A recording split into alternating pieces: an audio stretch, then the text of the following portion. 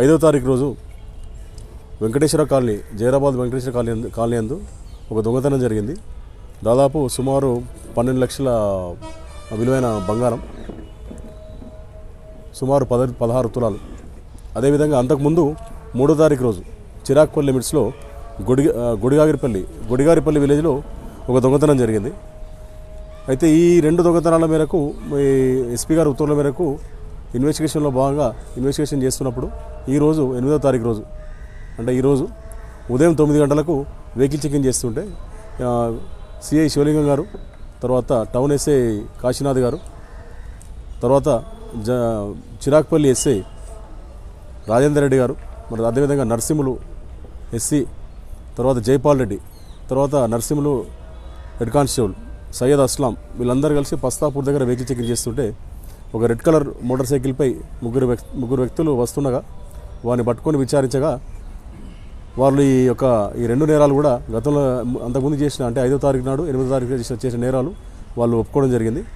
అందులో ఒకరి పేరు ముస్తాక్ హుస్సేన్, ఒక వ్యక్తి పేరు. అదేవిధంగా ఇంకొక వ్యక్తి పేరు సిరిగిరి మహేష్, తండ్రి అంజన్న. ఇంకొక దాని పేరు గాజుల పవన్ రెడ్డి. ఈ ముగ్గురు కూడా పట్టుకొని విచారించడం జరిగింది. అయితే వీళ్ళు విచారించగా తెలిసింది ఏంటంటే వీళ్ళు బాగా ఆన్లైన్ గేమ్స్కి అలవాటు జల్సాలకు అలవాటు పడి దొంగతనాలకు ఈ తాళాలు వేసిన ఇండ్లు దొంగతనాలు చేసి అక్కడ ఇంట్లో ఉన్న ఏమైనా గోల్డ్ కానీ విలువైన వస్తువులను దొంగతనం చేసి ఆ డబ్బులతో వీళ్ళు జల్సాలకు అలవాటు పడ్డారు. వీళ్ళు ఆ విధంగా భాగంగానే ఈ 2 దొంగతనాలు కూడా వీళ్ళు చేయడం జరిగింది. సుమారు ఇందులో తర్వాత మేము రికవరీ కూడా చేయడం జరిగింది. ఇందులో 12 లక్షల విలువైన కాస్ట్ గోల్డ్ వాల్యూ మొత్తం ఇది ఈరోజు జరిగింది. ఇందులో ముఖ్యంగా అది కేసు డిటెక్ట్ కావడానికి సిఐ శివలింగం గారు, తర్వాత కాశీనాథ్ ఎస్ఐ గారు Zaheerabad town, Rajender Reddy SI Chirakpalli, Narsimhulu head constable 803, Jaipal Reddy head constable, అదేవిధంగా నర్సింహులు హెడ్ కానిస్టేబుల్ 2108 అస్లాం, వీళ్ళందరూ కూడా చాలా కష్టపడి ఈ కేసు ఛేదించడం జరిగింది. ఈ 2 దొంగతనాలు కూడా ఈ విధంగా డిటెక్ట్ చేయడం జరిగింది.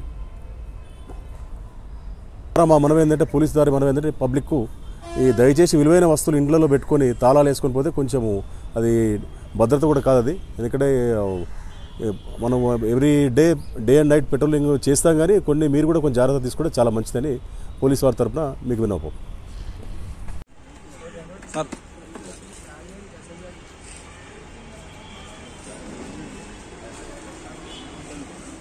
Chinese food.